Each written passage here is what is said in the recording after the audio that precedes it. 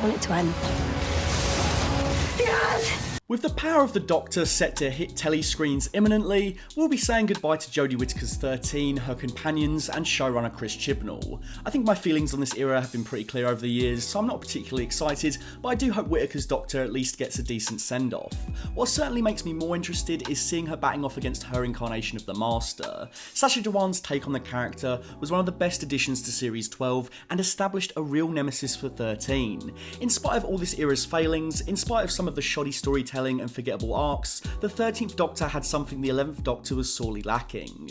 Something that bugged me throughout his entire run. Smith never got his Master, a proper singular recurring big bad. The Doctor doesn't need to face literally the Master all the time, but hell, he didn't even get a proper one-on-one nemesis. A true ying to his yang, a magneto to his Xavier, a Moriarty to his Sherlock, a Jimmy McElroy to his Chazz Micheals. The 11th Doctor fought many monsters and one of those, but his rogues gallery was really lacking a true test. Unlike the 9th and 10th Doctor's tenure, the 11th Doctor's run favoured new monsters and villainy for its season arc big bads, and whilst it is cool to create new villains rather than relying on legacy monsters, the undercooked silent storyline left Smith with a lacklustre array of big foes. There is no essential villain of the Matt Smith era. The Silents are his overarching enemy from Series 5 to 7, but they don't have a clear power structure or a defining face. We first learn about the Silents in Series 5, but we don't meet them directly or know what they want. TARDIS blew up and took the universe with it, but why would it do that? How? Good question for another day. They get an effective introduction from the shadows and are clearly established as a powerful threat, being able to blow up the TARDIS. At the start of Series 6, we meet the Silents as creatures, the Silents. They have subjugated Earth for many years and seem to have only a tenuous connection to wanting to blow up the TARDIS. Instead, they're obsessed with getting River to kill the Doctor. And then it gets confusing and thinly sketched. We're introduced to the human militaristic side of the Silents, the Church of the Silents, which we're told are part of the same organisation as the 50s looking Sorcerermen with the amnesia powers, but we don't see a single silent creature in A Good Man Goes to War. I guess the Sorcerermen Silents are orchestrating this? I don't know.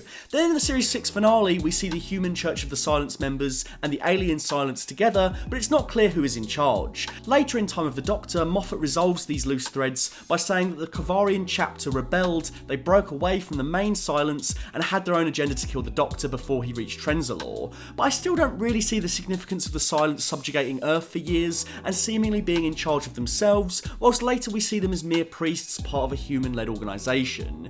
The idea that they were created to make you forget your confessions is cool, but never explored with any depth. The ultimate motivation behind the Church of the Silents turned out to be stopping the Doctor from unleashing the Time Lords, and that's why the Kavarian chapter was so utterly hell-bent on destroying him. TARDIS blew up and took the universe with it, but why would it do that? How?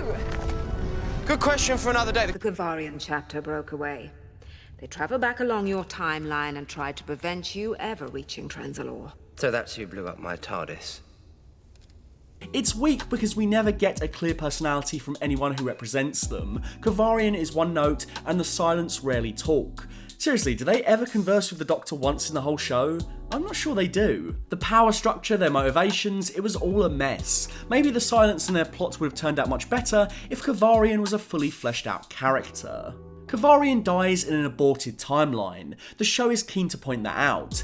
In cold blood. In an aborted timeline, in a world that never was. And then the mainline Kavarian never comes back. It's so odd to build her up with several appearances across Series 6 without ever bringing it to a crescendo. What motivated her? Who was she? She was a one-dimensional Silence figurehead and nothing more.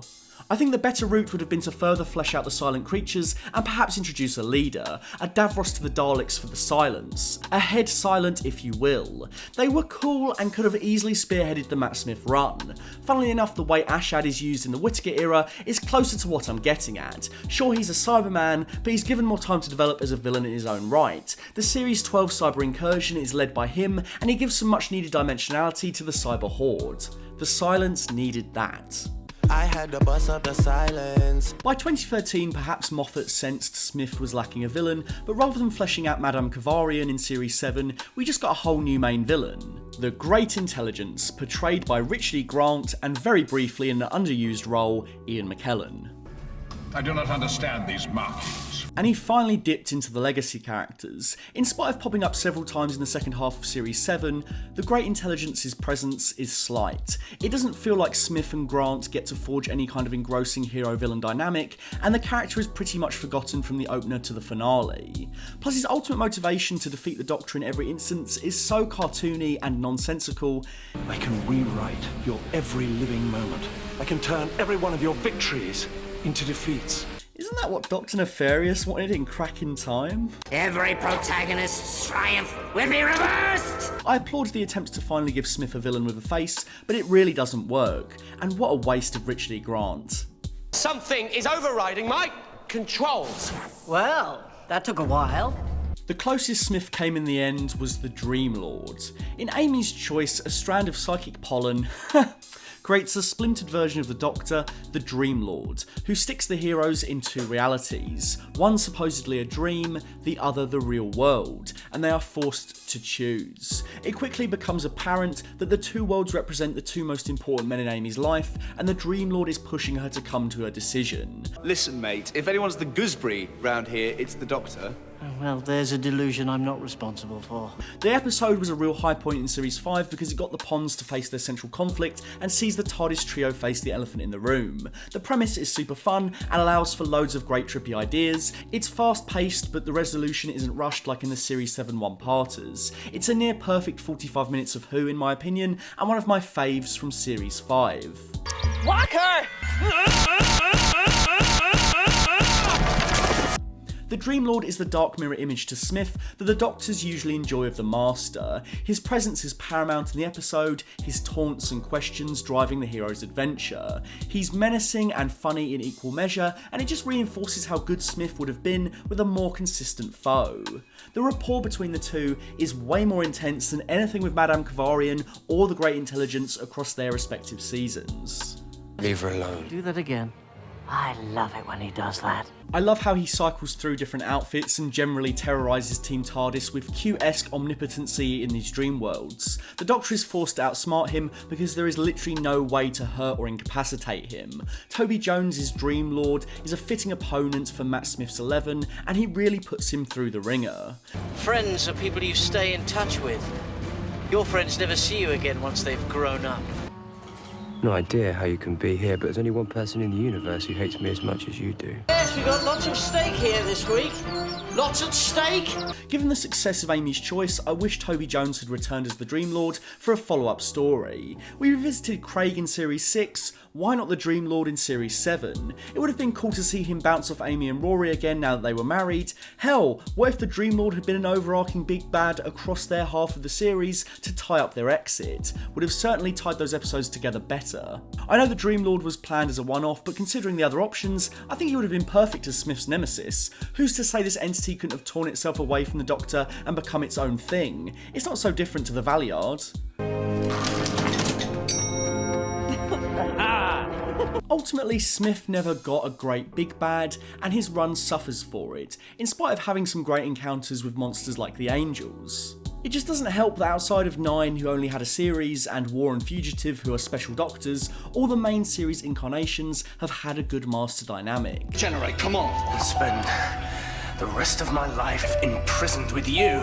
Again, didn't have to specifically be the Master for Smith. Lord knows it can feel like overkill bringing the character back so much, but the 11th Doctor needed some kind of arch nemesis. Given the fact 11 was almost the Doctor for Series 8, I wonder if his final run would have seen him facing off with Missy. It does seem like Capaldi got a lot of the more refined Moffat ideas, and it gave the showrunner the opportunity to do things he didn't achieve with 11. The 12th Doctor gets loads of stories with his Master, and that all culminates in an engrossing arc across Series 10, leading to an epic multi-Master finale. I do what I do because it's right!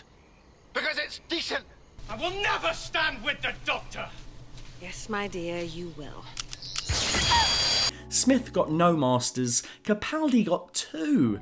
I don't think the writing in Series 11 and 12 was very good, and I didn't watch Flux because I didn't care at that point, but there's no denying the Sacha Dawhan Master is an intrinsic part of the 13th Doctor's run. He was a good Master, and he's synonymous with Whittaker's image of the Doctor.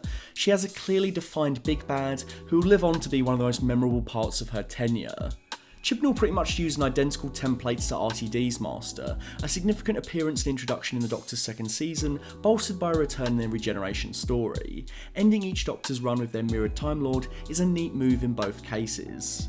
Ultimately, the writing in the Smith era was much stronger than the most recent run, even if Series 6 and 7 had their fair share of problems.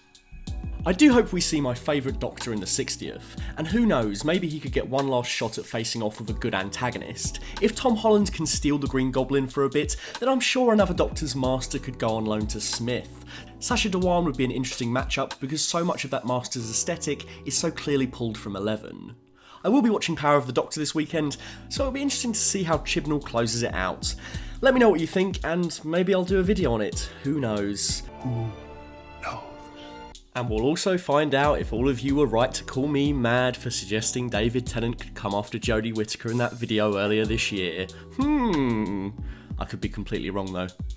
Do you wish the 11th Doctor had an implacable foe? Perhaps an incarnation of the Master, Davros, someone new but equally as good, the Dream Lord? Let me know in the comments below. A big thank you to my full fat tier patron, Dr. Chike. If you'd like to donate money to my Patreon, you can find me at patreon.com/fullfatvideos. If you'd like to find me on Instagram, you can find me at full_fat_videos. And if you'd like to find me on Twitter, you can find me at, you guessed it, at fullfatvideos.